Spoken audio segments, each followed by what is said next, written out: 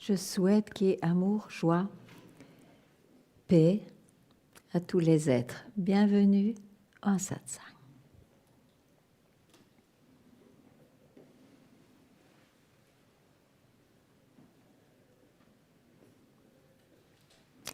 Ce tailleur tant recherché où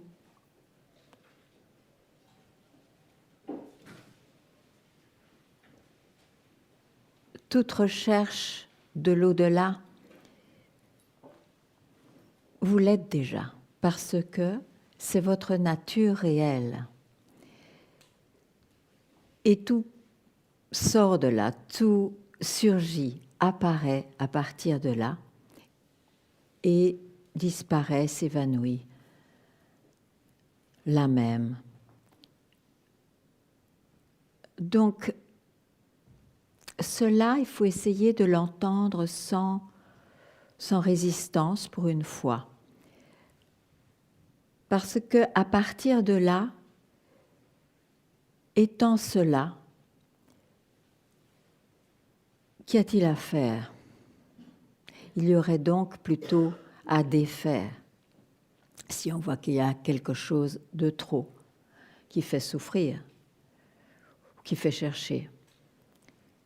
Parce que si on n'entend pas cette indication, cette phrase, on va toujours croire qu'il faut y arriver, qu'il faut faire des efforts, qu'il faut se purifier, se transformer, atteindre des états qui aideront à enfin être soi-même. Donc la démarche est complètement faussée. Donc que vous le croyez ou pas, vous êtes déjà cela. Et s'il y a des résistances, des arguments, des pensées, des ressentis qui surgissent, sachez que c'est un surgissement, que c'est une expression, que ça fait partie du film qui se déroule sans fin et tout le temps changeant. Vous êtes acteur aussi dans ce film, bien sûr, mais en tant qu'aspect, en tant que personne. En satsang, justement, c'est un rappel que la nature réelle n'appartient pas à une personne. Une personne surgit de là, disparaît là.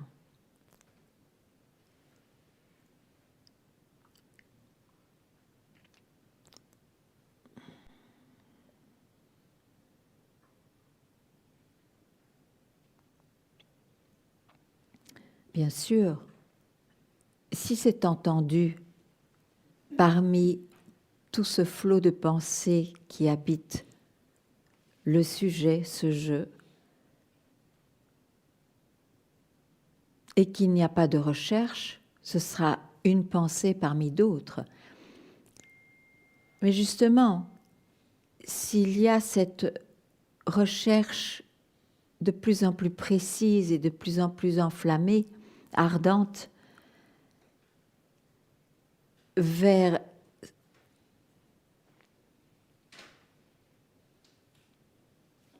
ce qui fait chercher, vers ce que l'on est vraiment, ce ne sera plus une pensée parmi d'autres. Ce sera la direction qui donne confiance que c'est ça qui est vrai et que décidément, il n'y a pas à s'accrocher à d'autres pensées ou à d'autres choses. Parce que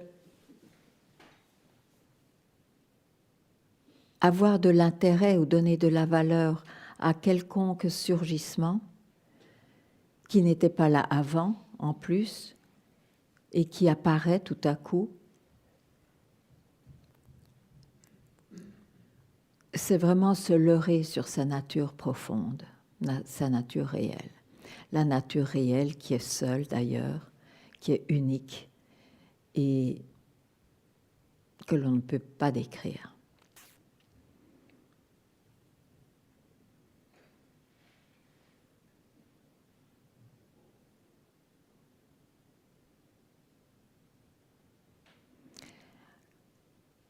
Je voyais justement, il n'y a pas longtemps, une exposition d'un peintre qui était un chercheur manifestement, selon les phrases que j'ai pu lire. Et il parlait beaucoup de l'inconnu. Donc c'est vrai qu'on est habité par ce quelque chose qui nous est inconnu. C'est une très très bonne intuition en fait. Mais l'inconnu, on l'est. Et c'est ça que le mental ne peut pas comprendre. Mais il a raison en disant que ça restera inconnu. Mais c'est ce qu'on est. Donc, il n'y a pas à le chercher, même si on prend des années à comprendre exactement que c'est vraiment le fait de chercher qui est la continuité de l'ignorance ou de l'illusion. Et pourquoi cherche-t-on? Parce qu'on a pris l'habitude, c'est même pas une habitude, on croit que c'est vrai comme faire, que le mental parle du réel. Il n'y a pas une pensée mentale qui parle du réel, si ce n'est cette pensée suggestive, je suis cela, déjà, ou qui suis-je? Il ne peut pas aller plus loin que ça par rapport à la réalité. Donc, il n'y a pas à écouter le mouvement mental. Mais juste un instant, ce n'est pas un style de vie, juste un instant pour avoir cette autorité naturelle en soi qu'en effet, le mental est arrêté, il n'y a pas de mental, et pourtant, je suis au-delà de cette expression. Et ça, c'est comme la vision de la corde qu'on avait prise pour un serpent auparavant. Donc le serpent peut réapparaître, le mental réapparaîtra avec son sujet, mais il sera vidé de réalité.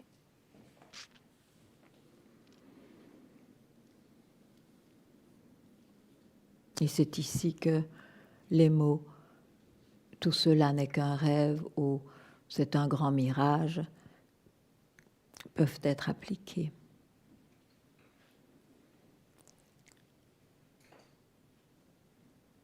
Ben voilà.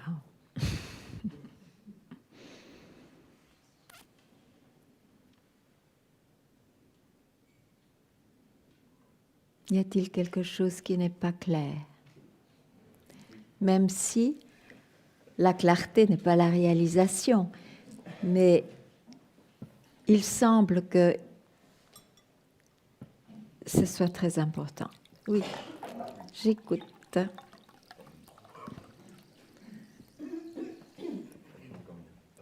Bonjour. Attends, parce que la fleur... Attends une seconde. Ah, merci. Voilà, je vais la mettre entre vous deux. Voilà. Superbe. Bonjour. Donc, j'ai une petite information. Je me suis renseigné au niveau du livre de Nisargadatta, Prior to Consciousness, qui a été traduit en français par À la source de la conscience. Et comment est le titre? À la source de la conscience. Ah, ok. Je croyais que c'était une maison d'édition. Non, c'est la maison d'édition, je crois, c'est les, oui, d'accord. Les éditions du Relier ou quelque chose comme ça, ou Deux Océans, je ne sais plus, un des deux. Oui. Et donc, bon, voilà, ça c'est pour la petite histoire, mais... à la source de la conscience. À la source de la conscience. Oui. Donc la traduction est un peu... Mais elle est plus diluée. Ouais, voilà. Faut dire. Mais ça ne fait rien. Ça fait rien. Ouais. Et justement, alors moi j'ai 2 questions importantes là par rapport à ça. C'est la première, quand on se pose cette question « qui suis-je ?» est-ce qu'il y a une attitude ou entre guillemets une préparation avant de se poser cette question pour pouvoir être tranquille après? Non. Je crois que c'est une question qui est toujours prise par surprise et qui n'est efficace d'ailleurs que si on la pose vraiment, si ce n'est pas seulement une information de plus. Parce qu'il faut essayer de comprendre que le niveau de l'information, c'est ce qu'on peut apprendre. En fait, les satsangs, on peut les apprendre. C'est incroyable, mais on peut répéter tout ça, même si ce n'est qu'un sujet de cours. Mais l'effet ne sera pas le même. Ça, c'est autre chose, mais tout de même, c'est essentiel. Hein, si je dis, on pourrait avoir des cours à l'UNIF. Vous pouvez vous poser la question « qui suis-je » je la racine de, machin. Tout peut être appris, en fait. Donc, ce n'est pas l'information, c'est déjà extraordinaire de comprendre. D'ailleurs, ça fait partie de ce qu'on appelle, de cette qualité du chercheur, d'avoir la discrimination. Quand même être clair pour savoir exactement ce qu'on veut, parce que si on veut du chocolat, on ne va pas chez un bottier.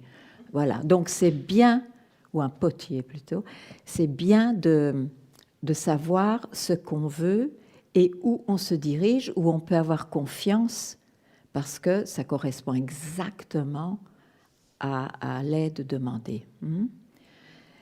Mais à part ça, l'information n'a aucun effet, à part la clarté qui est énorme, mais n'a plus d'effet, plus que ça.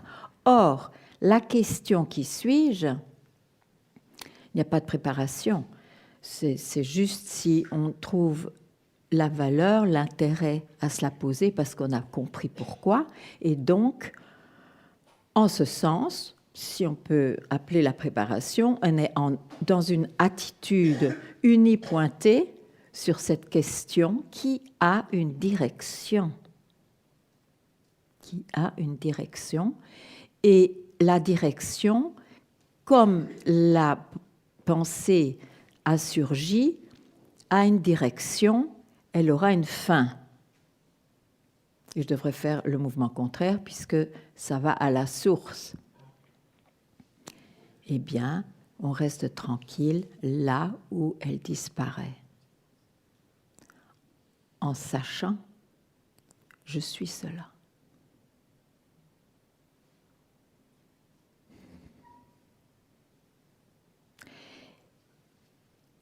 Le mental réapparaîtra et pour ne pas en faire qu'une expérience, ça peut prendre du temps ou pas, il faut savoir que là, il y a à être vigilant pendant un temps, de ne pas y aller tout de suite. Ce serait un trop grand risque. Et si cela arrive, retournez là encore et encore. Voilà. Donc en fait, c'est la répétition aussi qui peut... La répétition de ce calme dans ce... entre guillemets, ce lieu où... cette présence, oui, quoi. C'est bien dit la répétition, mais je n'aime pas le mot parce que c'est un peu dénué d'une urgence vitale. On va là parce qu'on a enfin compris que sinon on ne sortira jamais des cercles vicieux dans lesquels on se sent enfermé. Mais bon, on peut dire oui, à répéter encore et encore. Ok, oui. D'accord. Et ce n'est pas obligatoire parce qu'il est possible que en une fois ce soit suffisant. Donc là, c'est à chacun. D'accord. Et donc la deuxième question, c'est par rapport à cette histoire de conscience, où vraiment, alors je m'excuse parce que je repose en fait la question d'hier, mais il y a eu vraiment, voilà, c'est pas encore vu, c'est pas encore compris en tout cas. C'est que enfin, jusqu'à présent, j'étais dans une disposition où je pensais que enfin, je voyais en moi cette présence.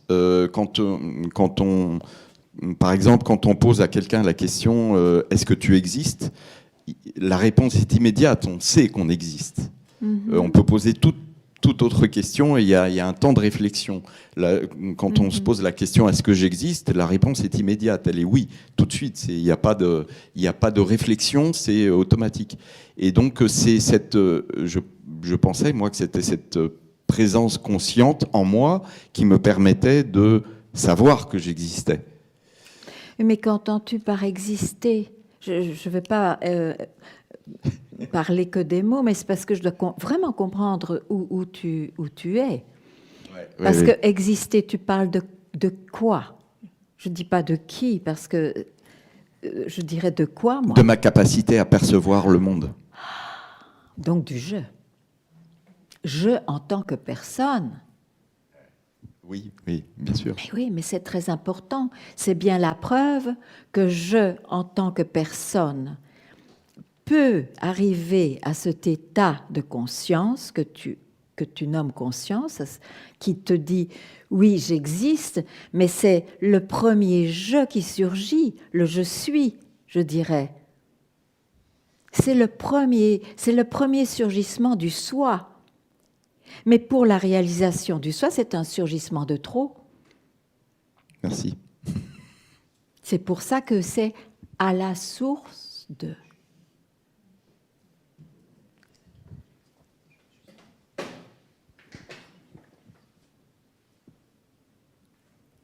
Oui.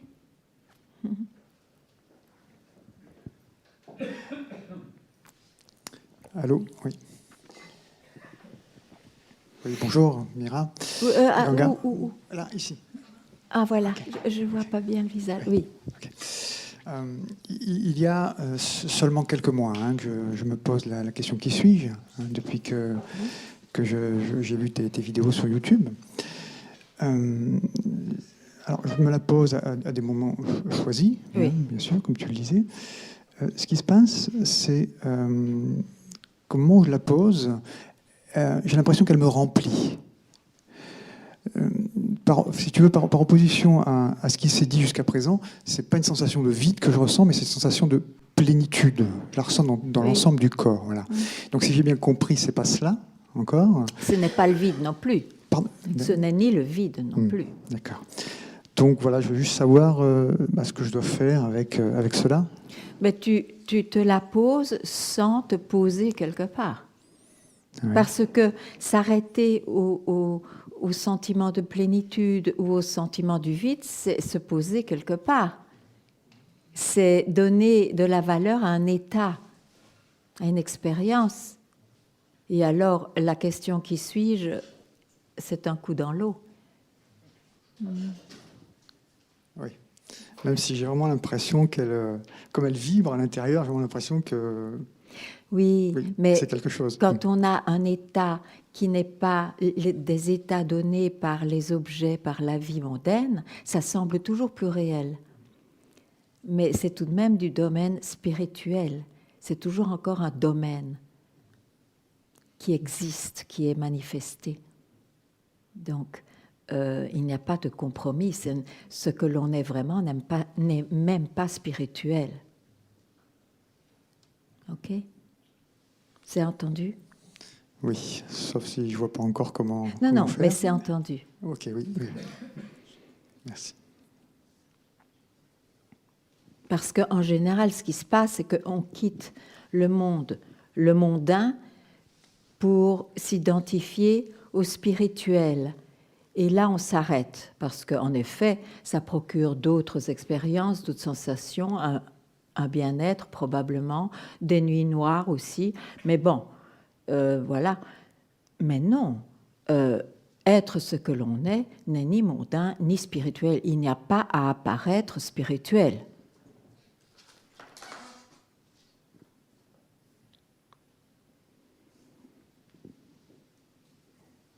Oui.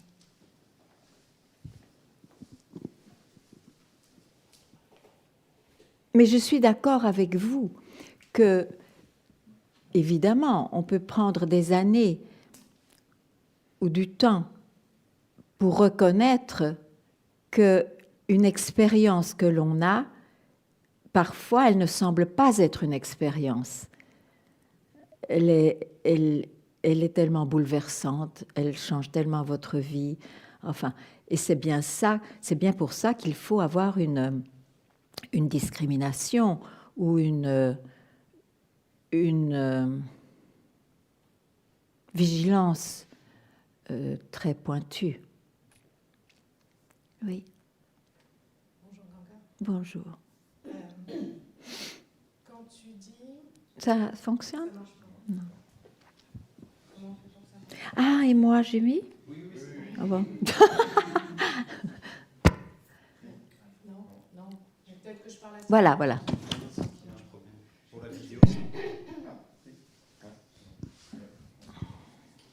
sinon on entend. Tiens. Ah, voilà. Ça marche? Oui. Quand tu dis se poser la question qui suis-je, jusqu'au moment où la question disparaît. Qu'est-ce que ça veut dire jusqu'au moment où la question disparaît? Dis-moi. Oui. Alors, Dis. quand je me pose la question... Non, dis Qui suis-je? les trois mots. Qui suis-je? Et alors? Elle est où cette question maintenant? Il y a un blanc, c'est ça? Pourquoi il y a un blanc? Parce qu'elle a disparu. Parce que le concept n'arrive plus à rester dans la tête, oui.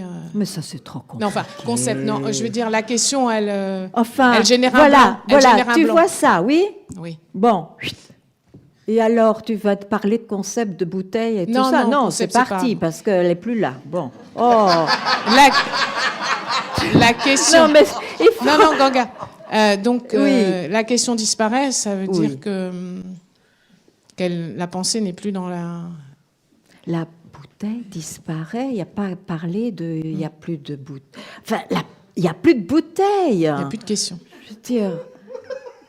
Sinon, ce que tu continues... Non, mais écoute, parce que c'est très important. Oui, je pense. Je fais un peu de les cloneries, mais c'est très important. Cette question disparaît. Mais on dirait que la disparition n'a aucune valeur et on saute sur cette autre pensée qui devient de plus en plus compliquée, parce que la première question n'avait que 3 mots. Voilà, et on se perd. Et on croit qu'il y aura une réponse quelque part, ultime, qui arrêtera, qui me donnera une disparition. Non, ça ne marche pas comme ça, justement. Il faut savoir que tout moment d'arrêt est un moment de grâce. Et c'est pourtant ça qu'on désire, parce qu'on sait qu'un moment de grâce est une manière de dire on est enfin libéré de ce flot, ce film qui nous habite. Donc toute la... Comment pourrait-on dire ce qui est le plus précieux? Cette valeur extraordinaire est là et pas ailleurs. Donc elle peut se présenter finalement après n'importe quoi qui a surgi.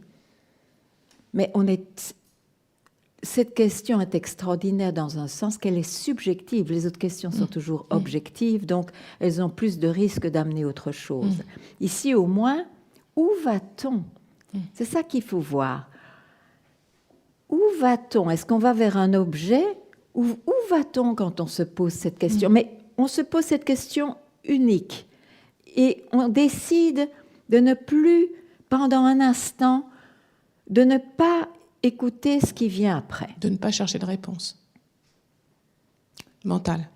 C'est déjà de trop, mais voilà. Oui, donc il n'y aura pas de réponse mentale, ça c'est vrai. Mais la réponse est bien celle-là où la question disparaît. Et une fois que... Mais tu vois. Oui.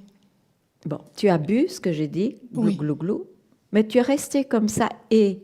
Oui, pour poser la question Et suivante. tu n'as pas avalé ce que j'ai dit. Parce que ton mental ne veut pas avoir ce moment d'arrêt.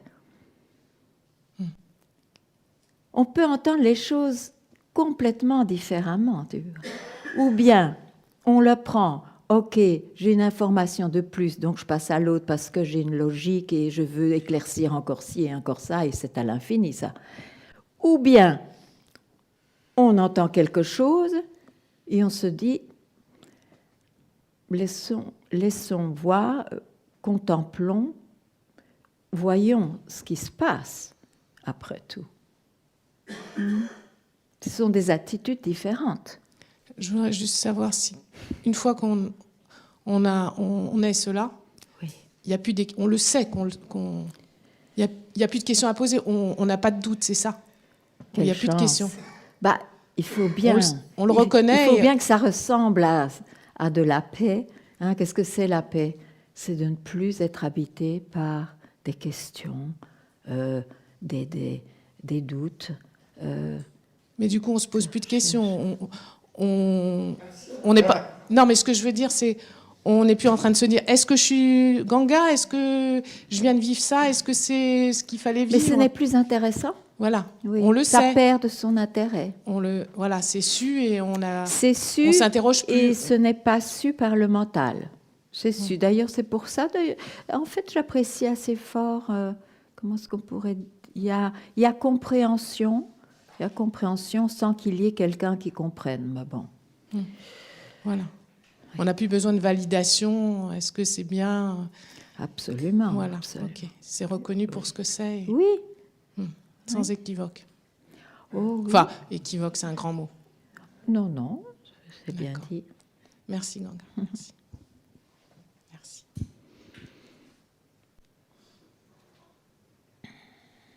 En fait, cette question, c'est pour voir si tu peux vraiment avoir confiance dans cette direction. Hein? Mais oui, moi je dirais, tu peux avoir totalement confiance.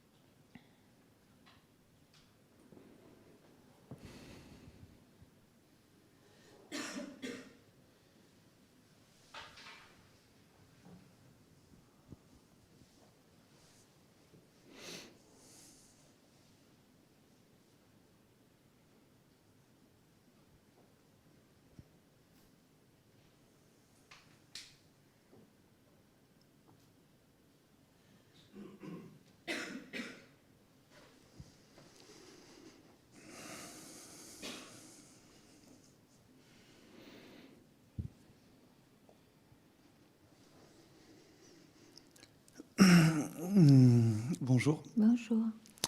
J'ai l'impression que cette question m'est utile maintenant, quand j'ai l'impression de ne plus être ce que je suis, et elle me permet de me ramener à ce que je suis.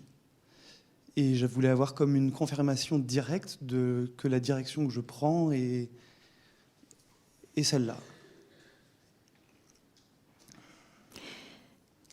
Et pourquoi tu as besoin de cette confirmation? C'est que tu t'es arrêté quelque part? Ici, oui. Oui. Parce que la question est unique. Elle... enfin, ce serait dommage de conceptualiser ce qui se passe, mais elle est tout de même faite pour que ce jeu, soi-disant omniprésent en tant que quelque chose, disparaisse.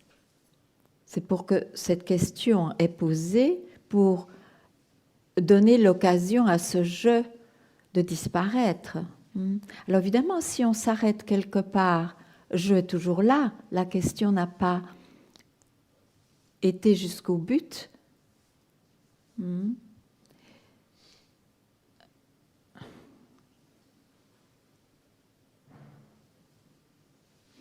Mais ça, c'est bien parce que ça éveille la vigilance.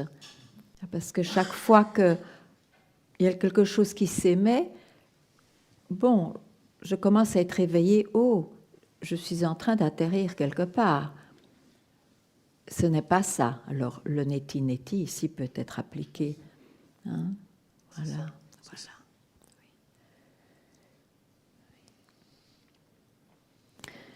Évidemment, ça semble une recette, ce qui suis-je. Et c'est sûr qu'il n'y a pas vraiment de recette. Donc on ne sait pas ce qui marche. Et pourtant, c'est une direction parfaite. Alors parfois, il n'y a aussi pas forcément besoin de la question pour se retrouver bien sûr. Là où la question a mené. Bien sûr. C'est ça que je voulais dire.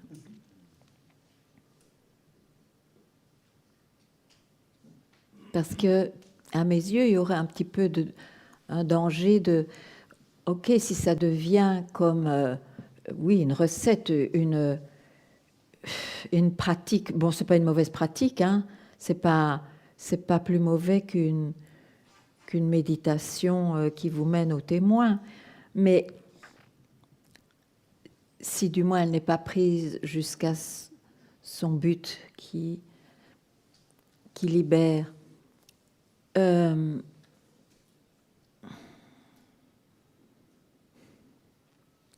Oui.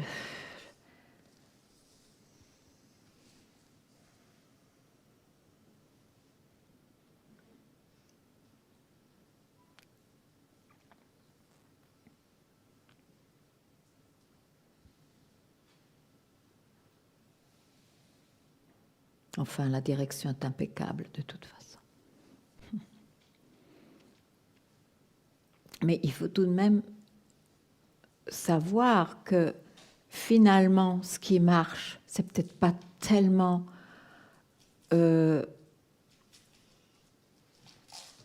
qu'on entreprend, mais c'est ce feu qui me brûle, qui me force à vouloir aller dans cette direction pour me libérer plutôt que pour de jouir encore d'un objet que je connais déjà. C'est ça qui marche.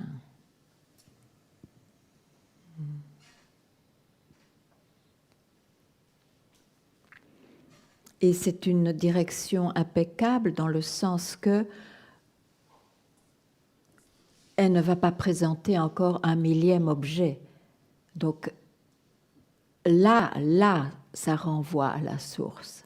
Okay.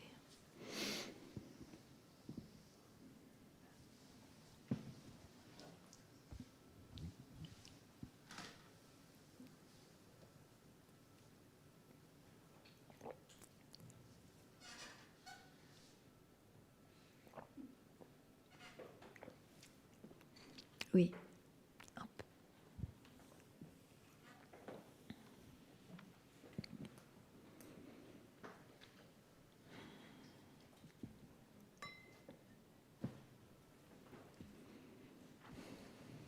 Bonjour.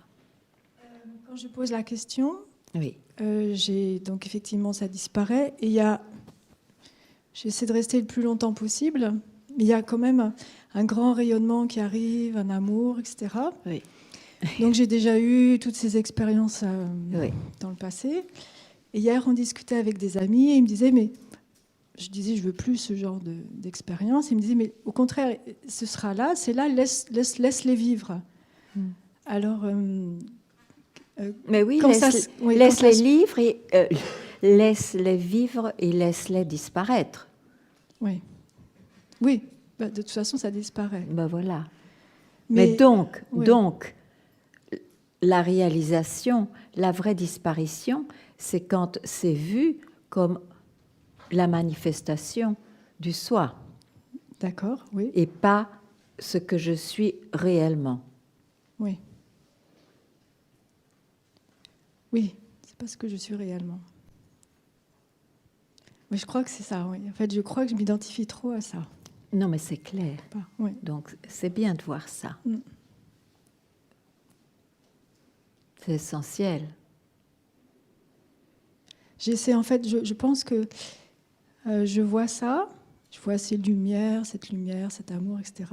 Et quelque part, je n'y crois pas non plus. Enfin, je veux atteindre ça, je veux m'identifier à ça. En fait, je suis accrochée à ça, je crois. Voilà, tu dis toi-même ce qui se passe. Ouais. Donc, quand ça apparaît... Ça apparaît, il faut rien en faire. Quelle bénédiction d'ailleurs d'être envahi, pourquoi pas. Mais c'est une vague. C'est une vague du soi parce qu'on s'est approché de la source. Donc on pourrait dire que c'est une expérience du soi plus directe. Elle n'est pas objective. Mais c'est tout de même encore une expression, une création du soi. Oui. Et si on s'identifie à ça, c'est réel. D'ailleurs, ça donne cette impression aussi de ça, c'est du réel.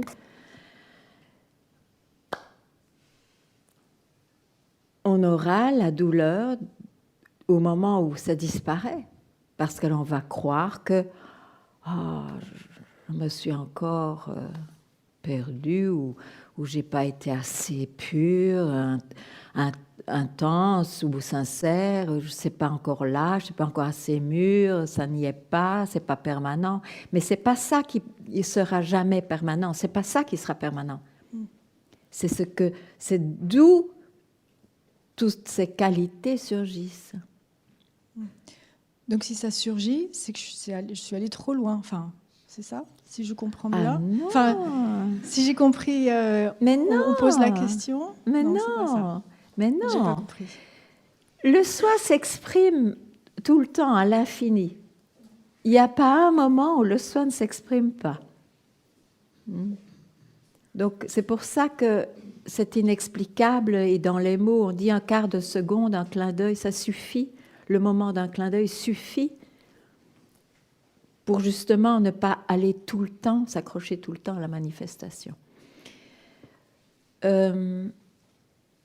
Le soi s'exprime tout le temps. Et selon la base, le lieu où je se situe, ce seront des expériences plus grossières, plus mondaines, plus spirituelles, plus subtiles encore que ce qui est connu en spiritualité, mais ce sera toujours encore une création puisqu'il y a toujours ce jeu. Il y a toujours ce jeu. Mais en fait, le soi, ce que l'on est vraiment, est toujours là.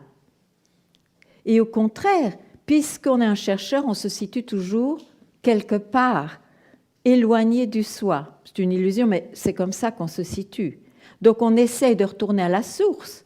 Mais si tu t'arrêtes à l'expression, disons, directe de l'amour inconditionnel, tu n'as pas été assez loin. Tu t'es arrêté en chemin, là.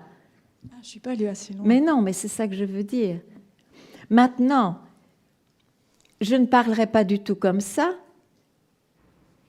si tu étais libéré de cette illusion.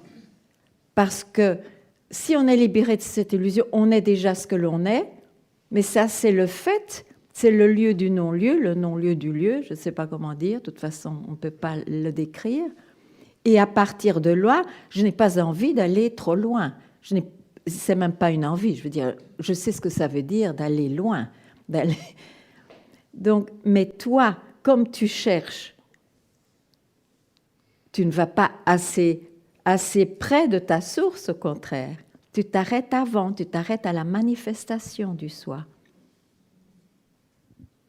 D'accord. Voilà, c'est tout. Oui. Donc, quand ça se manifeste, tu n'en fais rien du tout, mais tu ne lâches pas ton os. Qui suis-je ? Hier, j'ai fait ça. Hier, après le satsang, oui. Je suis restée 20 minutes à peu près. Donc, il y avait cette lumière, ce rayonnement. Et mais pourquoi tu l'as regardé ? Ah oui. Mais oui, c'était là, mais j'essayais de rester avec, de pas regarder. Mais je Oui. n'y suis pas arrivée. Alors. Ok, oui, d'accord. Ça ne fait rien. Retourne. Ça ne fait rien, ça peut arriver encore quelques fois, mais tu arriveras. Surtout si tu commences vraiment, si ça devient vraiment très clair que ces choses apparaîtront, mais ne t'attache pas à ce qui apparaît. C'est tout. D'accord. Merci. Bonjour. Bonjour. Je prends la suite parce que c'est presque la même question, Oui. donc je pense que c'est très lié. Oui. Cette espèce de réflexe du mental qui est vu comme étant un réflexe du mental, de se saisir, je n'utiliserai pas le mot expérience, mais disons qu'il fabrique une expérience Oui, je sais. à un moment donné. Et en fait, par rapport à ça, après le moi, le je, ne sais pas trop comment réagir parce qu'il y a deux options. Soit on dit on s'en occupe pas, c'est un réflexe, on fait pas attention. Soit est-ce qu'il faut d'une certaine manière, est-ce qu'il y a une lutte à mener contre ça ou pas? Non. Surtout non, pas. Non. Oui. L'intérêt n'y est plus. Voilà. Il n'y a pas d'intérêt, ça apparaît. C'est-à-dire que ça de toute façon, apparaît il n'y a et pas ça de contrôle. ça se raconte une histoire après. Peu importe. On laisse On n'est faire. pas curieux. D'accord. Non. Voilà, c'est Parce que c'est par cette curiosité qui est justement très intelligente et qui rend une vie personnelle riche. Et ici, c'est juste le contraire. La curiosité nous rend aveugles, nous lie. D'accord. Donc le comportement rétroactif, on va dire, par rapport à ce type de choses, c'est juste de laisser passer. Laissez passer. D'accord. Voilà, c'est tout. Merci.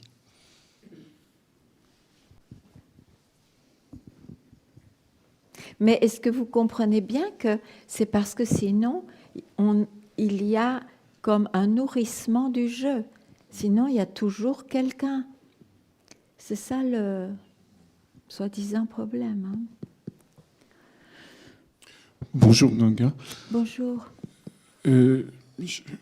On tourne toujours autour des mêmes questions, mais je vais essayer. Elles vont s'évanouir un jour. J'en ai encore une. Comment le dire? Dans ce processus d'émanation de ce grand rêve à partir du soi, on va le dire comme ça, est-ce qu'il y a un observateur? Il peut y avoir un observateur dans le rêve. Hein? En général, par les pratiques méditatives, on arrive à ça d'ailleurs, pas tout le temps. Mais l'utopie du méditant, c'est qu'il croit que l'état d'observateur, donc de détachement par rapport au rêve dans le rêve, il forme un rêve dans le rêve, parce qu'il n'inclut pas ce jeu qui est devenu méditant. Va s'arrêter, va être permanent un jour. Donc, ou bien tu parles de ce... Tu avais dit observateur, oui. ou bien,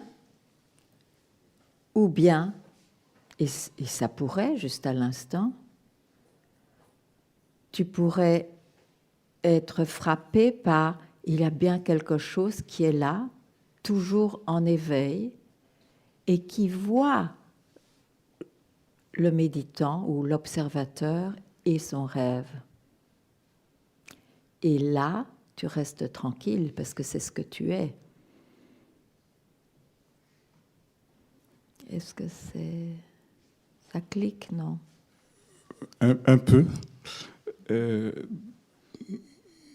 Les mots sont difficiles pour ça, parce qu'on emploie souvent les mêmes mots. Je ne parlais pas de l'observateur du jeu qui observe dans le rêve, hein, mais ma question, c'était par rapport à ce processus de création, d'émanation permanente à partir du soi. Est-ce que dans ce grand jeu-là, jeu J-E-U, oui. Est-ce qu'il y a un observateur Mais oui, il peut y avoir un observateur. Oui. Par les pratiques, il peut y avoir un observateur. Sinon, souvent, on est un acteur. Ce même jeu dans le jeu, ce jeu Il peut être acteur, en général, c'est ce qui se passe, 99% ou même peut-être plus. Ce que je veux dire, c'est un observateur qui n'est pas lui-même une illusion.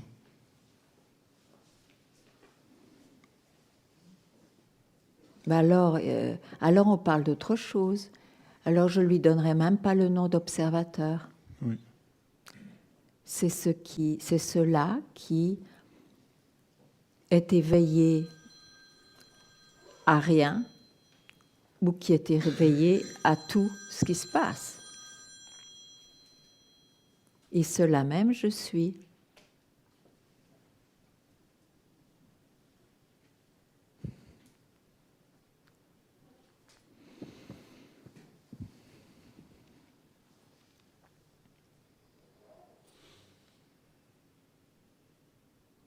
Mais au lieu de situer l'intérêt de la question à partir de ce jeu qui demande une réponse qui voudrait se libérer, parce que c'est une question qui appartient au chercheur en toi, non ? Oui. Peut-être que tu aurais une réponse tellement plus claire parce qu'elle sera la tienne. Peut-être tu pourrais te demander, mais qui est ce jeu qui cherche ? Qui est ce jeu qui a posé cette question particulière ? Parce que la vraie réponse ne sera jamais une réponse mentale à une question mentale. Ce sera quand je a vu, je fais exprès de faire cette syntaxe, quand je a vu que c'est je qui est concerné, c'est pas les préoccupations de je, c'est je qui va se résoudre en disparaissant, et donc il y a bien quelque chose qui est témoin, qui est éveillé à la disparition. Et c'est cela même que je suis. Et là, il y a libération du je qui est pris comme toute autre pensée, alors, comme étant quelque chose qui surgit, quelque chose qui disparaît. Ça fait partie du monde du changement.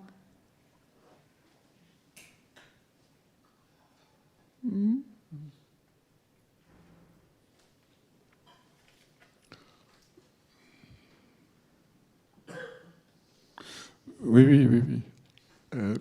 Non, je pense que c'est parce qu'il y a quelque chose qui est de l'ordre de l'inconceptualisable. Bien sûr, c'est inconceptualisable, absolument. Et pourquoi ? Parce que le mental ne peut pas y aller. Le mental disparaît là.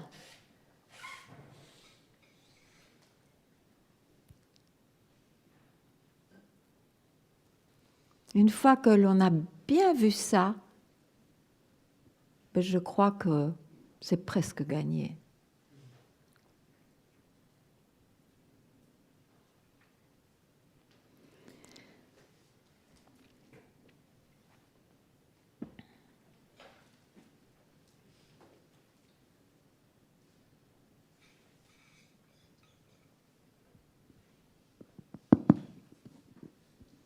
Bonjour Ganga. En fait, j'aimerais revenir sur la notion de détachement. Donc je sens en fait voilà, des choses qui se détachent comme des fruits. Enfin, je reviens à des écritures qui disaient les fruits mûrs qui tombent. Bon, maintenant, je m'accroche.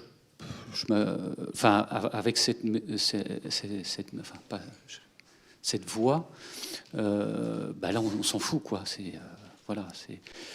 Par contre, j'ai quand même mis des conditions.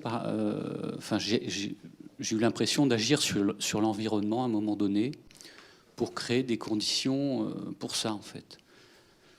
Un exemple, alors c'est personnel, mais pour les médias, enfin pour le connecter, etc. Je m'en suis un petit peu.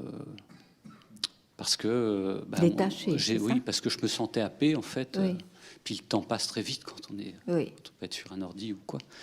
Et du coup, finalement, en agissant quelque part sur l'environnement, j'ai pu créer des conditions et maintenant je me sens moins happé. Moins happé. Donc du coup. Quelle chance. Okay. Donc quelque part, on peut aussi agir sur. Mais je crois vraiment que quand on a une recherche d'un ordre non objectif, on passe des années à faire des choses pour cela, et elles sont différentes pour tout le monde, et elles aident à se diriger vers des profondeurs qui n'étaient pas claires avant, qui n'étaient pas découvertes même. Mais le satsang, je dirais, n'offre plus d'élagation de conditions à suivre parce qu'en général, un satsang ne parle qu'à ceux qui ont fait beaucoup de pratiques ou qui ont une vie telle qu'ils sont arrivés à un désespoir profond de ne pas pouvoir s'en sortir, s'il n'y a pas une porte de sortie quelque part. Et souvent, là, il y a cette grâce d'entendre la voix des sages qui disent « Tu es déjà cela, la souffrance se terminera quand tu sauras qui tu es vraiment. » Et ça peut parler. Donc, tout ce que l'on fait avant est parfait, mais ne mènera pas en un sens. On ne peut pas dire que c'est parce que j'ai une vie de détachement. D'abord, il y a beaucoup de degrés dans le détachement. Hein, en plus, alors on commence dans les degrés, plus et moins. Et, je veux dire, mais ou que ce soit dans les opinions, c'est pareil.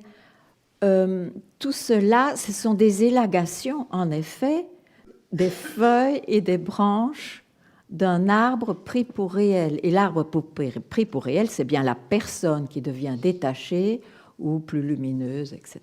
Hein? L'Advaita, pour donner un nom, qui veut dire pas d'eux, donc ça veut dire il n'y a pas d'arbre, il n'y a que la nature réelle des choses. Donc évidemment, si ce message frappe, on ne va plus s'occuper à élaguer quelque chose qui n'existe pas, ou qui existe mais qui n'est pas réel par nature.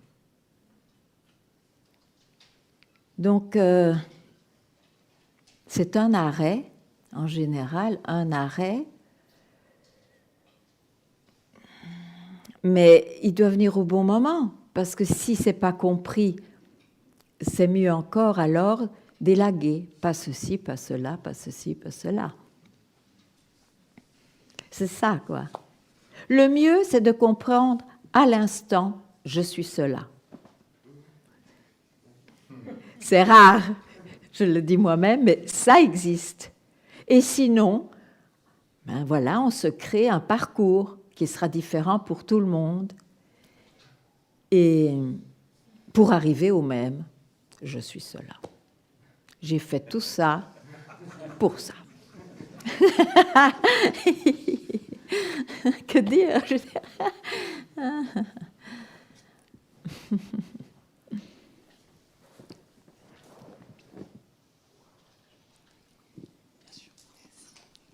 Bonjour.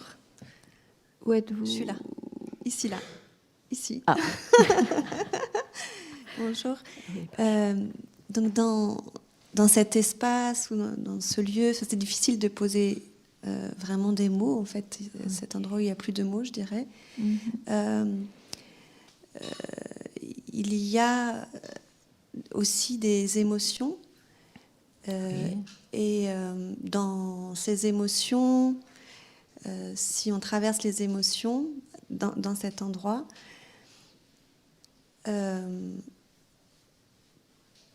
la vigilance c'est justement de ne pas s'y accrocher ou de ne pas s'y identifier. Mais je ressens qu'il y a des émotions qui passent. Oui, mais on les ressent où ça? Tu les ressens où? Je ressens des émotions. Oui, oui, mais tu les ressens où? Ça appartient à quoi? Oui. Et je sais pas. Bien quelque part. Oui, mais c'est pas dans la tête en fait. C'est une émotion qui passe. Non, non, mais elle est bien quelque part dans ce complexe. Oui, c'est ça. Voilà. Oui, donc elle appartient à ce personnage. À cette existence, en tout cas. À cette, oui, mais cette existence. Il n'y a pas une existence abstraitement comme ça. Il y a je qui a une existence. Hein. Ça, s'il vous plaît, essayez que ce soit très clair, parce que j'entends trop que existence, ou il y a quelque chose d'abstrait qui flotte là, ou qui...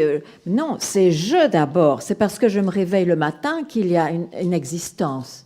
Non, mais c'est important. Ça semble peut-être bizarre que j'insiste, mais c'est très important. Parce que une fois qu'on voit que c'est parce que je se réveille que le monde est là, c'est pas que le monde flotte là et puis je me réveille dedans, mais le monde est quand même là. Non, non. C'est très important parce que sinon ça n'a plus de sens de s'acharner sur je. C'est parce que je est la racine même de la création. Donc, on résoudra de façon seulement temporaire la création. Mais si on veut savoir la nature réelle des choses, il faut pouvoir voir que, en fait, on a toujours été avant le surgissement de je. C'est tout. Hein? Et je aura toujours une émotion, ou une pensée, ou un ressenti, un quelque chose. D'ailleurs, c'est comme ça qu'il existe, je. Il a besoin d'être nourri. Et c'est comme ça qu'il se nourrit. Qu'il fait croire qu'il est réel. Mais justement, dans cet état, enfin, je ne sais pas comment l'appeler, mais de réalisation du soi. Oui. Mais tu le connais pour en parler? Oui. Alors pourquoi tu poses une question? Mais c'est par rapport à ces émotions, en fait. Mais oui, mais je ressens des émotions. Je vais t'écouter. Mais qu'est-ce que c'est une réalisation? C'est qu'on est libéré. Libéré de la tyrannie du mental. Oui. Et là, tu es tyrannisé par cette préoccupation. Donc, où est la libération là? Tu comprends? Oui. Je ne doute pas que tu aies eu des expériences d'éveil, puisque tu en parles. Mais ce sont des expériences. Et c'est bien pour ça que l'expérience peut revenir, mais sinon elle est dans la mémoire. Et donc, entre deux, tu es avec une pensée, une autre pensée, qui semble réelle. Oui, mais est-ce que dans cet état de réalisation, je ne parle pas de moi, mais c'est simplement savoir s'il y a des émotions et comment les traverser. C'est ça. Mais il n'y aura pas cette question, il n'y a pas cette préoccupation. C'est ça la libération. Le corps et le mental n'est que ressenti, émotion et pensée. Donc s'il continue à vivre, il aura tout ça. Mais la libération, c'est de ne plus être préoccupé par les suggestions de ce mental ou de ces ressentis. Donc c'est vraiment une libération. Ça y est, je comprends. Ok. J'ai compris.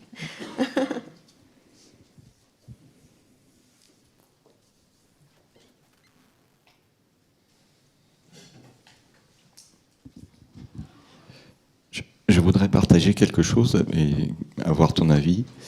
En fait, j'ai eu une expérience, comme tu disais, de présence ou de soi. Oui.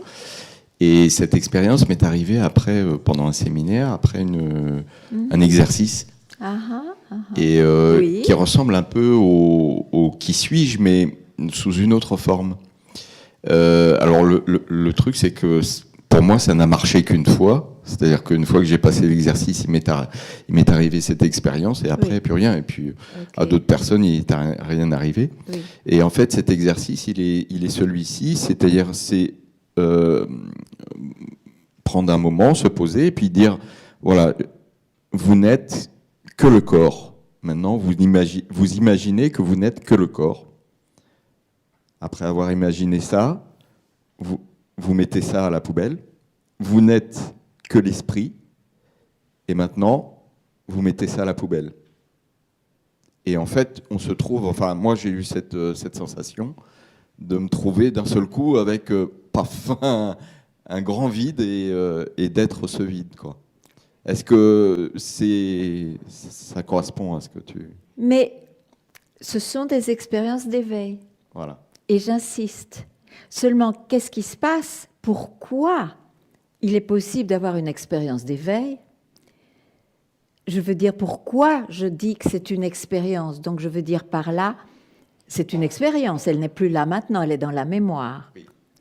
Donc, ce n'est pas la réalisation.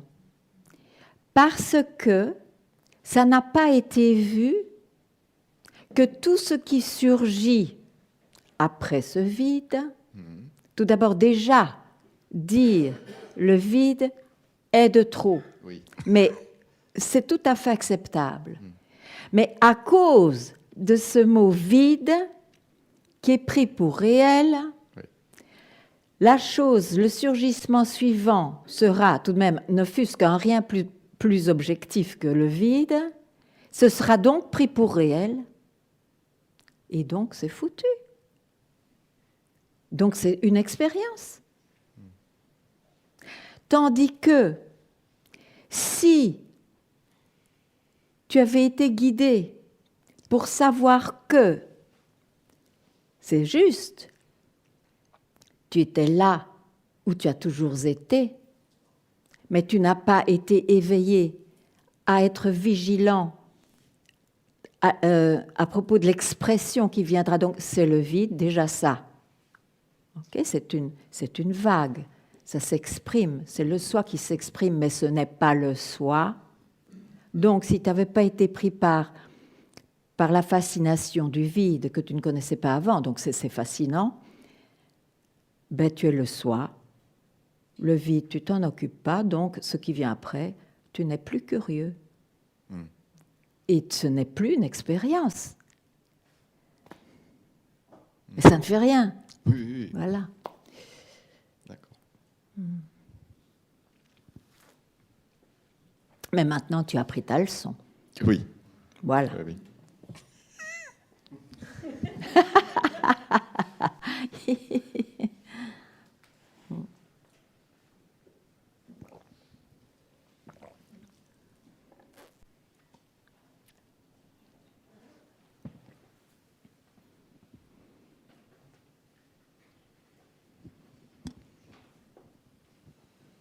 Ganga? Où êtes-vous? Ah. Tu me dis souvent de ne pas tomber dans la méditation ou de ne pas méditer, mais j'entends ce qui a été dit ce matin, qu'il y a quand même pas une recherche, mais aller dans la profondeur. Oui. Donc ça indique quand même moi j'appelle ça méditation, enfin on appelle ça ce qu'on veut, mais c'est un temps de réflexion, un temps qu'on se donne en soi à l'intérieur. Oui, je suis tout à fait d'accord, je ne suis pas contre la méditation. J'essaye d'expliquer quand même qu'une méditation avec objet pourrait être sans objet. Maintenant, je ne sais pas de quelle méditation tu parles, mais si c'est simplement s'asseoir sans rien faire, ben, tu es naturellement en toi-même. Mais tu vois, pour ça, il faut déjà avoir vu que les tourbillons du mental sont des tourbillons, ce n'est pas ce que tu es. Donc, si je te disais ça, bon, je t'ai peut-être provoqué, mais il faut aussi quand même voir que l'état méditatif, puisqu'on parle de ce sujet, peut arriver, c'est un état méditatif, mais c'est un état. Donc j'essaye de voir quand même, d'être vigilant à ce que ce ne soit pas qu'un état, même s'il est là, et il est naturellement là, et en effet, toute sa vie, on dédiera quelques moments à être simplement assis sans rien faire aussi. Est-ce que j'ai répondu à ta question? Tout à fait. C'est aussi en réponse à une question qui a été posée ce matin, où on parlait d'un état de calme, oui, de vaste, oui, de vide ou de calme. Et tu parlais, tu disais après, mais il ne faut pas s'arrêter là, ne s'arrêter nulle part. Oui, oui, oui. Donc ça exige un temps de repos, un temps de présence, un temps de... Ben, ça exige d'aimer aller dans cette direction, ça c'est sûr. Et aller dans cette direction élague naturellement. Ok. Merci.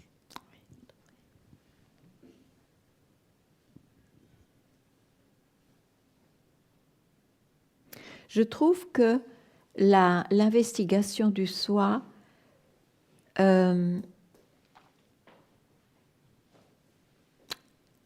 est un processus plus rapide que d'essayer, qui élague naturellement, qui est un processus plus rapide que d'essayer de se détacher, d'être sans désir, d'être pur. Alors ça devient très très long, très très compliqué et on n'y arrive jamais vraiment. Tandis que dans l'investigation du soi, toutes ces choses arrivent naturellement, mais au moins vers la bonne direction, qui est que ce jeu qui s'élague disparaît lui-même. C'est ça la magie, c'est extraordinaire, cette investigation du soi. C'est plus rapide, c'est plus direct. Bon. Moi, j'avais une question. Ça marche le micro? Oui. J'avais une question. Quand tu dis le jeu disparaît et on reste là, on est tranquille, et c'est là qu'il faut être, ok? Mais est-ce que ce n'est pas aussi là s'arrêter à un endroit? Mais tu vois, tu poses une question. Est-ce que tu es allé là? Est-ce que je suis allée là? Oui, je l'ai goûté. Je l'ai goûté. Je l'ai goûté. Tu y as goûté? Oui. Est-ce que quand tu es là, tu poses ce genre de questions? Non, c'est vrai. Voilà, voilà, voilà.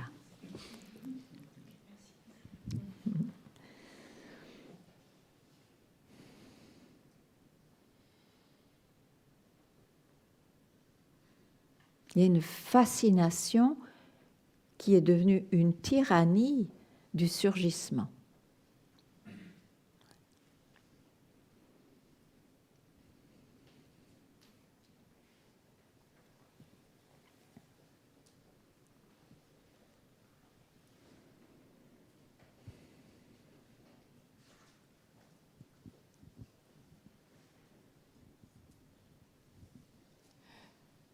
Ganga, je voudrais apporter un témoignage sur ma maman qui a une maladie neurodégénérative.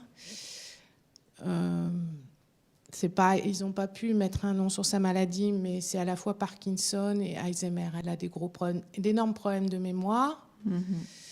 Parfois, elle ne sait même plus à quoi servent les objets. Elle va confondre sa paire de lunettes avec une cuillère. Mais elle est toujours... malgré certaines confusions, on peut toujours discuter avec elle et elle nous reconnaît toujours, ma sœur et moi. C'est pas comme si elle était complètement, totalement à l'ouest. Mais à la limite, elle se souvient pas qu'elle est malade. Elle ne peut plus conceptualiser sa maladie. Donc, elle a du mal à comparer son état avec celui de quelqu'un d'autre. Donc, elle se sent pas véritablement malade et en plus, elle est très bien entourée. Elle est très, très bien entourée. Et elle a complètement changé. Avant, ma mère, elle était hyper complexée. Toujours le regard des autres. Ben, la comparaison, oui. Elle était toujours dans le regard des autres. Il faut que les autres... Oui, ben, on comprend. Oui. Voilà, on comprend. Elle a complètement changé et en fait, elle apparaît plus heureuse qu'elle n'a jamais été. Bien sûr. Elle Alors vit sans qu'elle était malheureuse comparaison. avec mon mari, et son mari, mon père Elle était vit un emmerdeur. sans comparaison. Voilà. C'est incroyable. Elle peut éclater de rire. Donc c'est un regard tout à fait différent sur la maladie.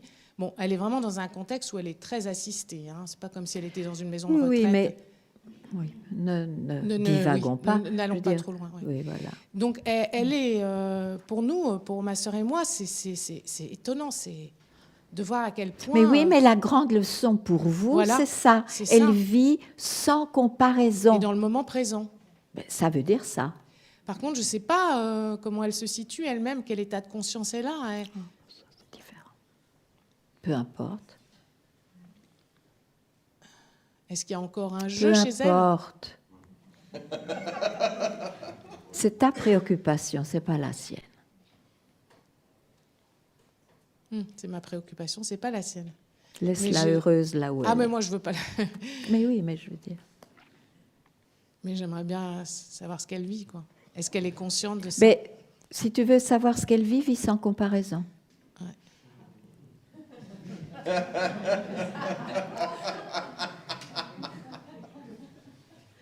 Je sais pas si elle est consciente. Oh, mais tais-toi.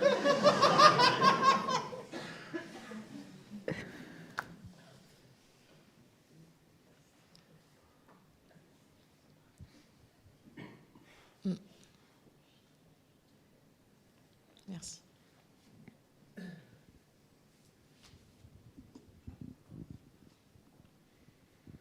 Oh, à ce propos, j'ai une très belle histoire. Bon, elle ne semble peut-être pas extraordinaire, mais il y a quelqu'un, un chercheur intense, qui était venu voir Papadji. Et il était ce qu'on peut appeler un fruit mûr. Il a compris tout de suite en voyant Master, et pourtant, il est venu avec quand même une question, celle de se réaliser. Mais il connaissait déjà toute la carte de la recherche, ce qui est assez rare de rencontrer quelqu'un comme ça qui vient de nulle part et qui est si mûr. Mais il attendait toujours d'avoir un moment seul avec Master pour lui poser sa question, ce qui n'arrive jamais. Et je savais que Master pouvait très bien lui donner tout son temps, surtout qu'il venait de loin, il n'avait pas beaucoup de temps, il n'allait pas rester longtemps, les jours passaient. Et le jour avant son départ, toujours rien, on va dans les chai shops, dans les marchés, dans la ville, c'était Bombay, imaginez. Toujours du bruit, occupé, actif. Et à un moment donné, avant que Master ne fasse, Papadji donc, ne fasse sa sieste, il lui dit « Je n'ai pas changé, je suis là, je sais que vous êtes un maître, mais je n'ai pas changé. » Master lui dit « Don't compare, ne compare pas. » Et ça lui a fait un effet bœuf. Il était sans mental. Donc apprends ça.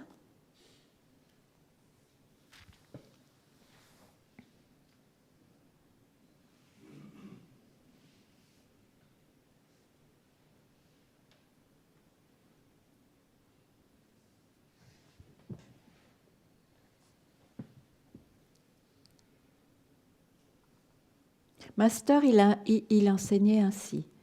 Il lançait des phrases. Donc, il ne parlait pas du tout du qui suis-je. C'est pour ça. Il ne faut pas non plus... On ne sait pas comment ça marche.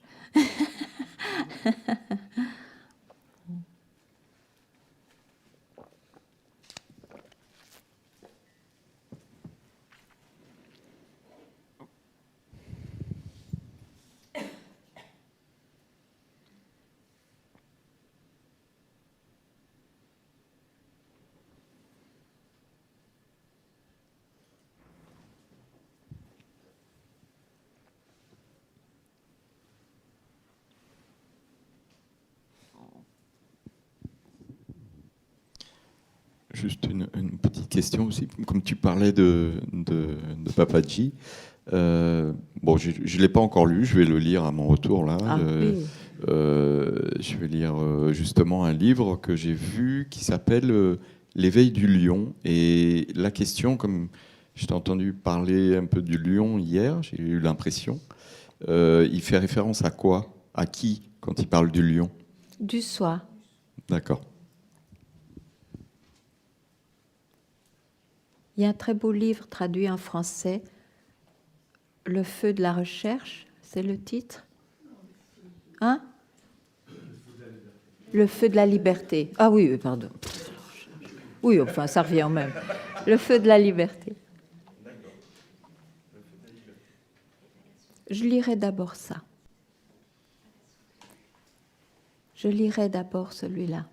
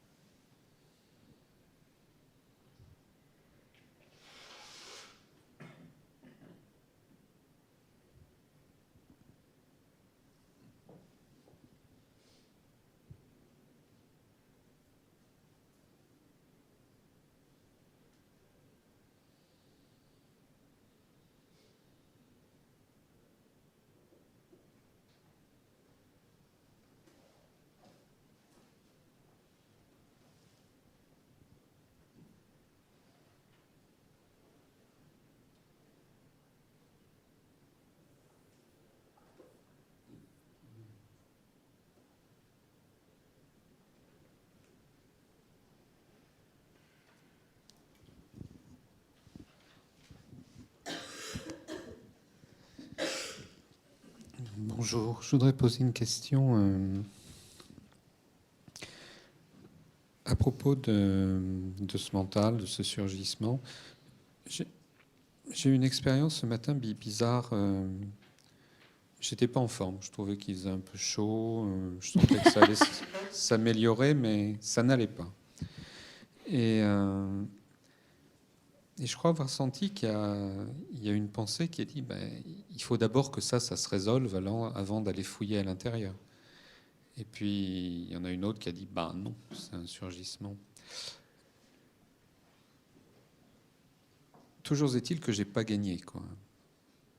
C'est toujours trop chaud. Non, oui. C'est bizarre, oui. Au passage, ouais, j'ai toujours trop chaud, mais ça gêne plus. Et alors je sais pas, c'est juste un témoignage. C'est-à-dire, j'avais beau être alerté de tout ça, ça avait beau être caricatural. J'ai été mangé par ça, quoi, comme si j'avais pas été prévenu. Voilà, c'est tout. Ça m'a étonné. Oui, mais quand tu te réveilles pas, ce n'est qu'un surgissement. Qu'est-ce qui se passe à ce moment-là? Qu'est-ce que c'est ce fondement que tu as eu par tous tes satsangs, par ta recherche? Et en effet, ça surgit, c'est un surgissement. Hein? C'est la sagesse qui t'aide là. Qu'est-ce que tu fais quand tu entends ça? Tu dis, c'est un surgissement, ok, mais j'ai toujours chaud. Eh oui. Ah, pourquoi?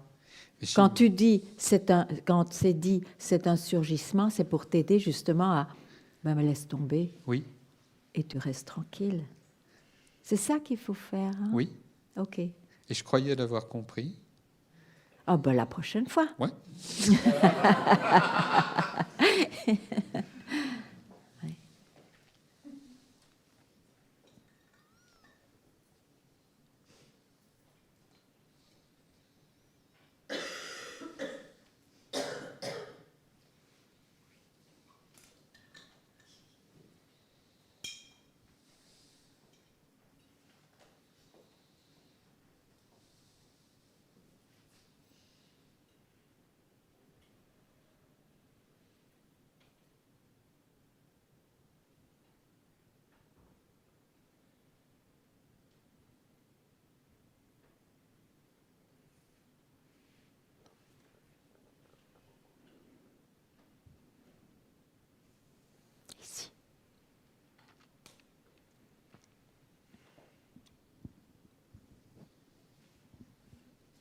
Alors, moi, la voie que je suis, c'est la voie de la bhakti, donc l'amour de plus vaste que ce que je suis. Et ce que je peux ressentir comme étant la présence de Dieu, on va l'appeler comme ça, hein. Et je sens que c'est différent, puisque ça me terrasse, parce que ça me prend, parce que ça m'étreint, parce que ça me... Voilà. Donc j'ai... Là vient la question de si je ne peux que me rendre face à ça, mais quand je me rends, il y a toujours deux, il y a quelqu'un qui se rend. Et je me posais la question de en quoi ça rejoint ce ça que tu rejoint pointes. Tout à fait. Il y a quelqu'un qui se rend, je suis tout à fait d'accord, mais quand tu te rends, est-ce qu'il y a quelqu'un? Reste tranquille là.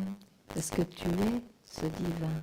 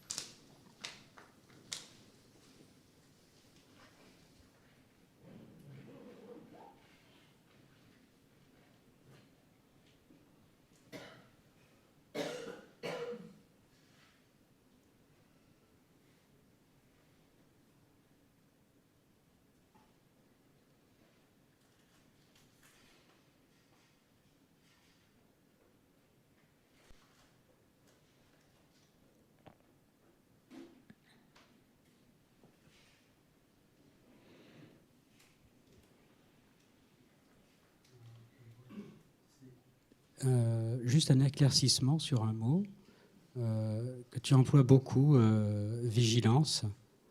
Et pour moi, ça fait écho à deux choses. Il y a une partie vigilance qui est forcément mentale, qui est très utilisée au départ, qui est très utile, comme qui devient presque à la fin une forme subtile du jeu, en fait, qui reste là tout le temps. Et des fois, je vois, comme j'ai beaucoup pratiqué, qui vient me gêner des fois parce que c'est comme une forme subtile d'attente qui reste ou quelque chose qui est présent. Mais j'entends aussi, c'est comme s'il pouvait y avoir une vigilance qui vient d'ailleurs, mais je sais pas, enfin voilà, je sais pas si tu pouvais dire quelque chose là-dessus, et quand tu emploies ce mot, à quoi tu fais réellement référence? La vraie vigilance qui est là jusqu'à la fin de ses jours, c'est celle où on n'emmène pas jeu avec soi.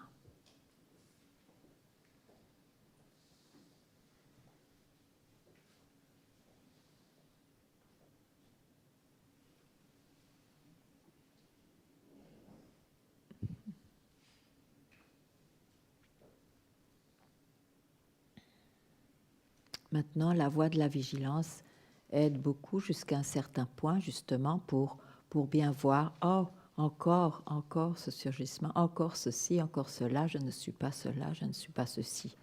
C'est différent. Tu l'as bien dit d'ailleurs. Merci.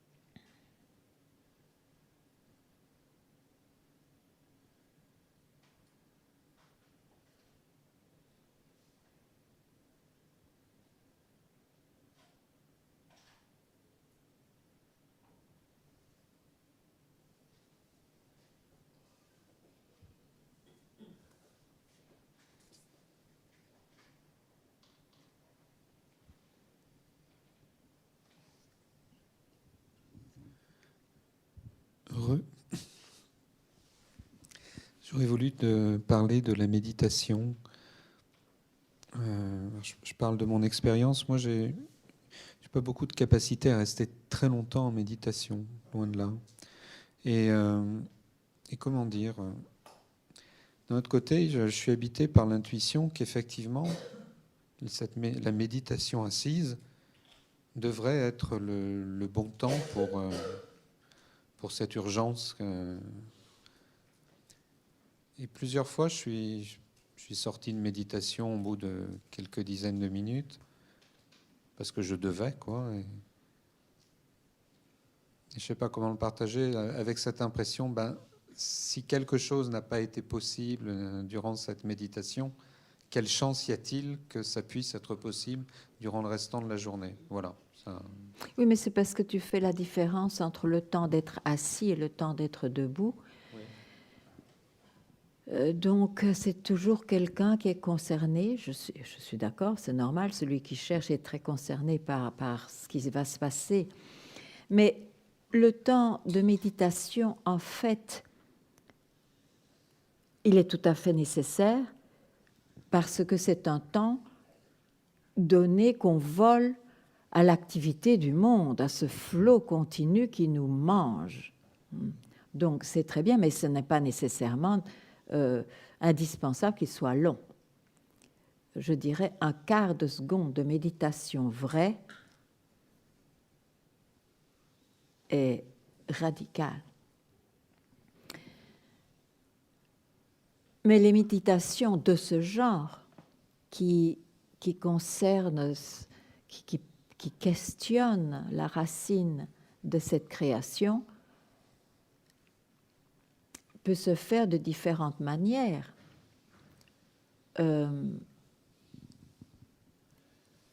L'investigation du soi est une méditation en soi. Où que l'on soit,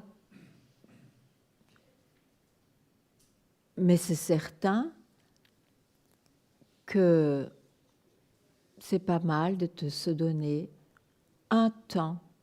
10 minutes, c'est déjà pas mal. Je vois pas pourquoi tu crois que l'idéal soit 1 heure. Alors celui qui fait 1 heure, il dit « Oh non, ce sera mieux 2 heures et ce sera encore mieux 24 heures. » Ben non, c'est absurde. Parce que la méditation, c'est justement pour...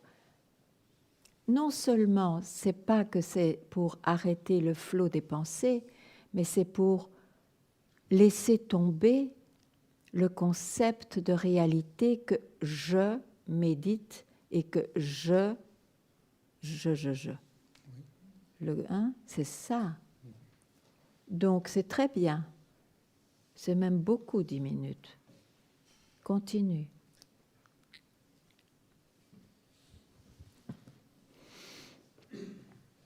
On ne se donne même pas 1 minute. On rit quand on entend ça, mais c'est vrai.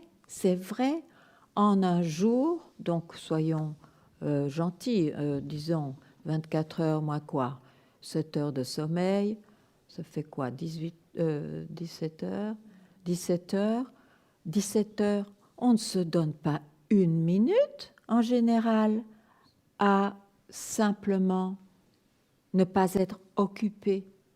Mais c'est incroyable, non? Donc, donnez-vous 1 minute. Voilà. Et la véracité de cette minute fera l'affaire, va vous habiter, c'est ça qui va brûler le concept de base. Je suis quelqu'un, je suis né.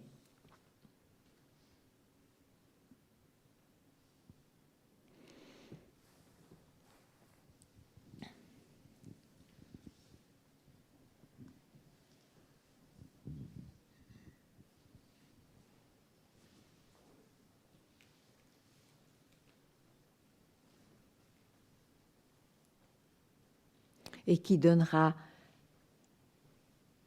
existence à cette vigilance. Oh, je suis dans mon mental, c'est pas grave, mais au moins je le sais. Au moins je le sais. Il y a bien quelque chose là qui voit cela. Je suis cela. Tu vois? Oui. Dans ce parcours que j'ai entamé un certain temps de recherche, il y a une sensation qui est depuis quelque temps, depuis que je me suis tourné vers l'Advaita, qui est de ressentir une progression en douceur et en lenteur, en fait. Jusque-là, j'avais des expériences qui pouvaient être violentes dans certains cas, sauvages ou puissantes et souvent sur un temps très bref et dans une explosion de sensations ou de perceptions ou de compréhension. Et là, j'ai l'impression que ce sont sur une durée des choses qui arrivent petit à petit et des compréhensions qui sont là, mais de manière très douce et très en douceur. Je dis ça parce que j'ai eu, notamment depuis que là je suis à Paris, en prenant le métro, bon moi je vis dans une région où j'ai pas l'habitude de croiser beaucoup de monde tout le temps, et là en étant dans le métro, il y a en étant en présence de tant d'humains en même temps, la sensation de regarder les autres et de pas percevoir ma personne, en fait, de percevoir une humanité, mais pas moi en tant que... Enfin, c'est très subjectif et subtil comme sensation, mais il y a tout un tas d'étapes comme ça que je ressens, où j'ai des perceptions comme ça qui font effacer un peu la personne, en fait. Alors je me demande si... dans le temps et avec ce que la vie va m'apporter, est-ce que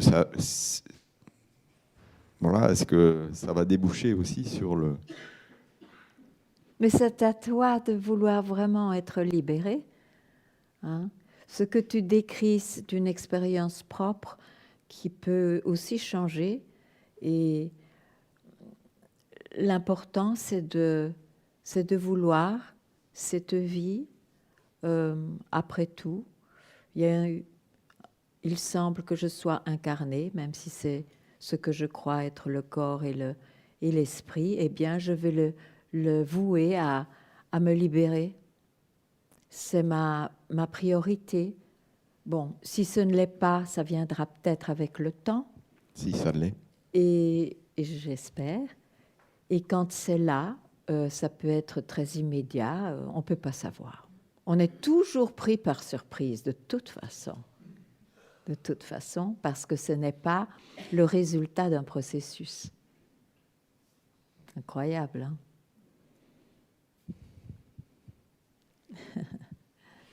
Merci.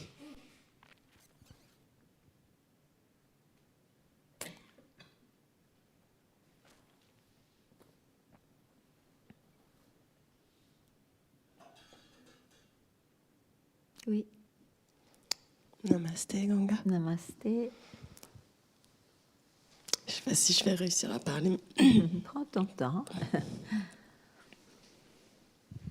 En fait, ce qui m'a amené à nouveau sur le chemin de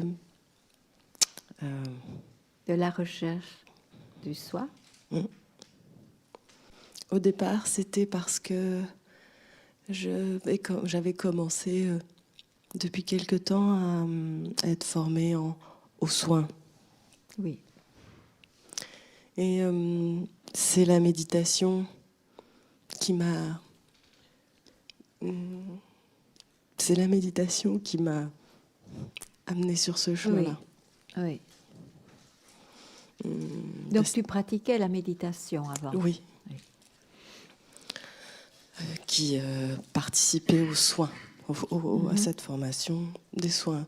Sauf que lorsque je me suis complètement investie sur le chemin,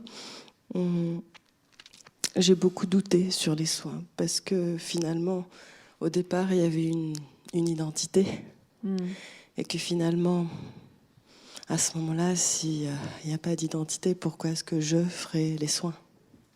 Mais parce que tu feras alors autre chose.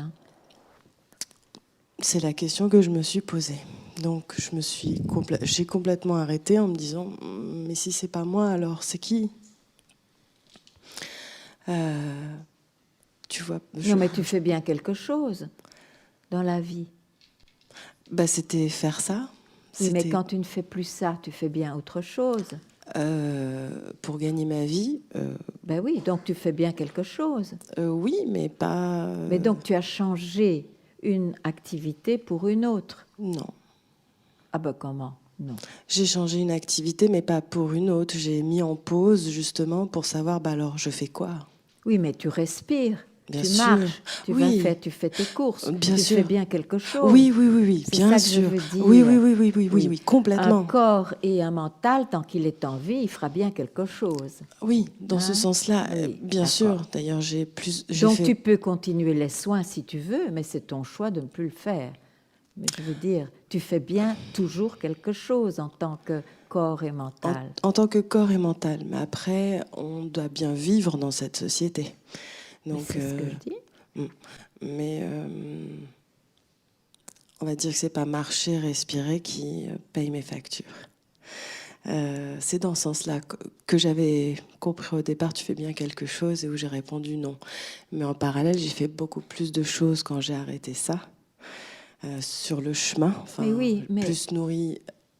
Oui, mais quelle est la question? Parce que s'il s'agit de changements d'activité qui semblent plus réels, c'est faux. Une activité, une autre activité, c'est une question de préférence et de choix, mais c'est toujours dans cette grande création du monde. Hein? Donc la question de la méditation n'est pas celle-là. Faire ou ne pas faire, c'est pas celle-là. Non. Oui, parce qu'on peut être tout aussi identifié en faisant des soins qu'en allant faire ses courses. Complètement. Bon, donc c'est pas important l'activité. C'est l'attitude intérieure en fait. Oui, et quelle est ton attitude intérieure? Au départ, l'attitude était très attachée à la personne, et aujourd'hui, elle l'est beaucoup moins, et du coup, je me dis, je sais pas, je me dis, mais j'ai moins de culpabilité ou à vouloir y retourner. Mais c'est très difficile pour moi d'exprimer tout ça. Je suis assez intimidée. Mais en voulant y retourner, la vie m'a apporté autre chose. Oui, la vie a horreur du vide. Et mais cette qui autre a chose, une vie qui a une vie? C'est ça la question, que l'on fasse n'importe quoi. Que l'on fasse n'importe quoi. Hein. Qui a une vie?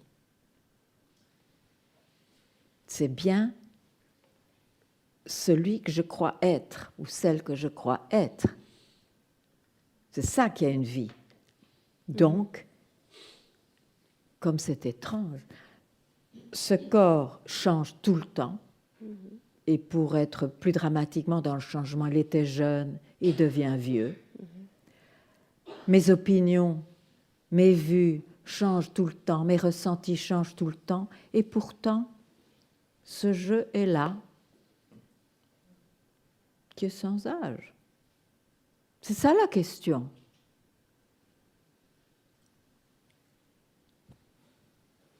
C'est pas celle des vêtements, du temps qui passe, des activités, des attitudes. C'est bien la question, mais c'est quoi ce jeu? D'ailleurs, je prononce « je » depuis que je peux parler jusqu'à la fin, et le monde entier dit toujours le même mot « je ». C'est extraordinaire. C'est quoi ce jeu? C'est ça la vraie méditation. Hein? Est-ce que c'est vu comme étant important? Sinon, on va éclaircir ça. Et c'est sûr que dans le parcours du jeu, s'il est encore là en tant que personne, ce jeu va vivre beaucoup d'expériences, beaucoup d'expériences, des expériences d'un ordre autre, nouveau, par rapport à la vie d'avant. Hein? Il y a un avant et un après presque.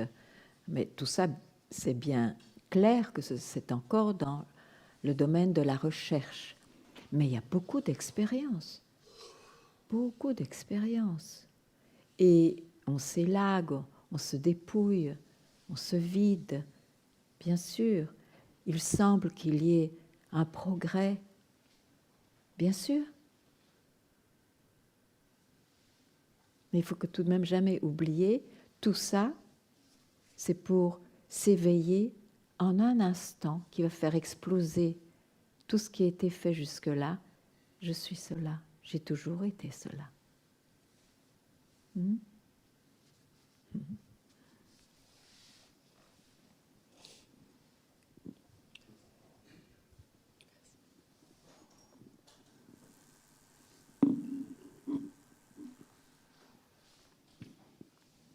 Il y en a des beaux exemples. Papadji, quand il était un dévotionnel rare, il était extraordinaire, il avait des visions, mais pas des visions comme des rêves, il avait des visions qui semblaient plus réelles que vous et moi, des dieux. Enfin, il était un dévotionnel, un bhakta. Hein, et donc, il faisait ses mantras, ses pujas. Et quand il a rencontré Ramana Maharishi, il était dans ces mêmes dispositions. Et quand mais Ramana, vous connaissez l'histoire sans doute, lui a dit « Mais où étiez-vous hier ? Oh, j'étais avec Krishna dans la montagne. Est-ce que Krishna est là maintenant ? Mais non, mais j'étais... Ce qui vient, qui part, n'est pas cela. » Bon, ça lui a arrêté définitivement ce concept de la réalité de tout ce qu'il croyait être. Et il est retourné à Madras, continuer sa vie. Et comme habitude, il continuait il essayait de continuer à répéter ses mantras, oui. Et voilà qu'il n'y arrivait plus. C'était perdu. Mais il a été étonné, c'était une constatation, mais ça ne l'a pas fait poser question, puisqu'il était clair et libéré. Donc ça arrive. Je ne sais pas pourquoi je dis ça maintenant, mais bon, ça m'a traversé.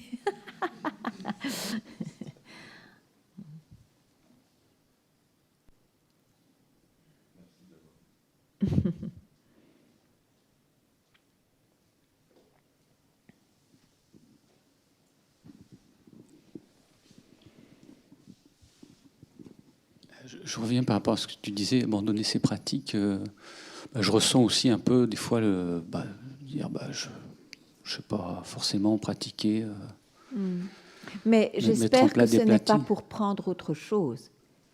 Si on arrête ces pratiques, ce n'est pas pour les remplacer par autre chose. Non. Ah bah alors ça va. Non. Oui, on pourrait se dire, si je méditais 2 heures, maintenant, qu'est-ce que je vais faire? Oh, mais tu resteras tranquille sans rien faire.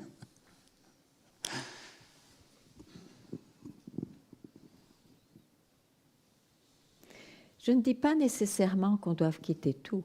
Je mets juste les choses en place en essayant de dire ce qui se passe et où ça mène. C'est tout.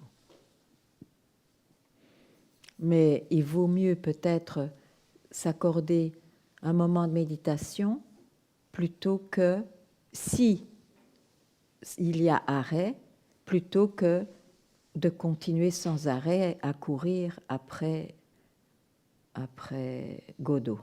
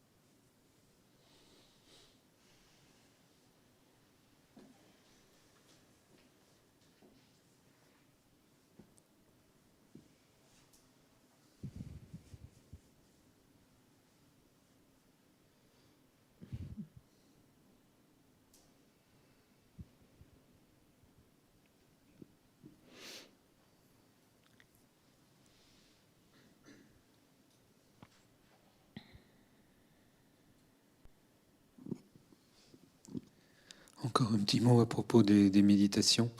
Il y a quand même la tentation, la tentation de s'asseoir en méditation jusqu'à ce que mort ou éveil s'en suive. Vraiment? Tu es dans ces dispositions-là? Et c'est pas drôle du tout, les gars, parce que... Pardon? Je dis, et c'est pas drôle du tout. Il y a... Alors ça peut paraître naïf, mais par exemple, mais je le prends très sérieusement. L'histoire du Bouddha qui nous est rapportée, il semblerait qu'il ait fait plus ou moins ce pari réussi. Je m'assois sous cet arbre et je... Oui, je n'en sors pas tant que... je n'en sors pas. Voilà. À côté de ça,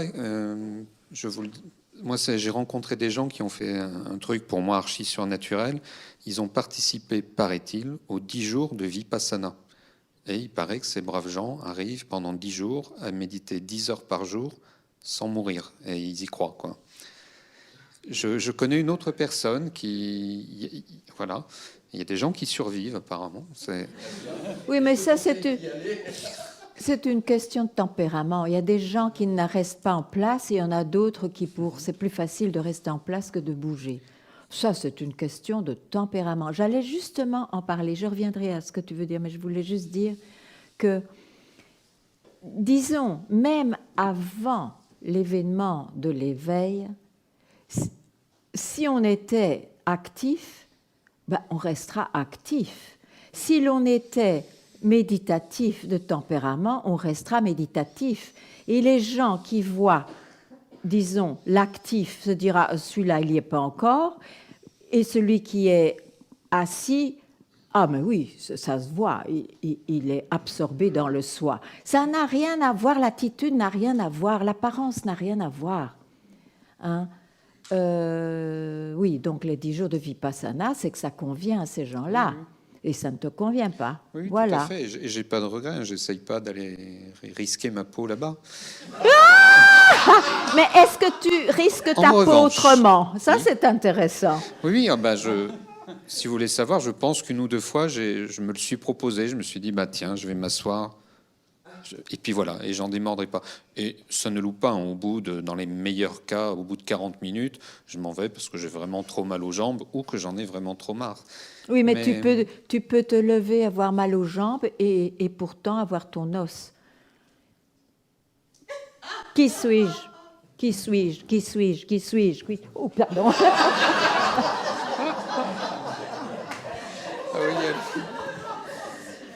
Et ça n'a rien à voir. Oui, la posture n'a rien à voir.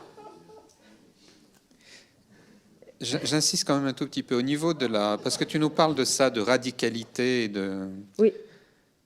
C'est-à-dire que quand même, je comprends, et puis il y a une certaine fascination pour moi. Je comprends cette attitude qui consiste à dire bon ben puisque c'est ça et puisque je m'en sors pas, ben, je vais m'asseoir jusqu'à ce que mort ou éveil s'ensuive. Bon, mais ça peut arriver. Ça arrive à quelqu'un. Moi, j'ai aussi fait ça. Hein. C'était ça ou je meurs. Voilà. Ça arrive. Si on ne s'en sort pas, s'il n'y a pas d'aide, ben, qu'est-ce qui va se passer? Ben, on ne s'en sort pas. Et alors, c'est plus ou moins supportable. Et alors, on vivote. Ou c'est insupportable. Alors, on part. C'est comme ça. On part, sauf qu'il n'y a pas d'endroit où aller. On part quoi? Tu dis c'est plus ou moins supportable et soit on vivote, soit on part. J'ai entendu ça. Oui, ben, je veux dire, on met fin à ces jours.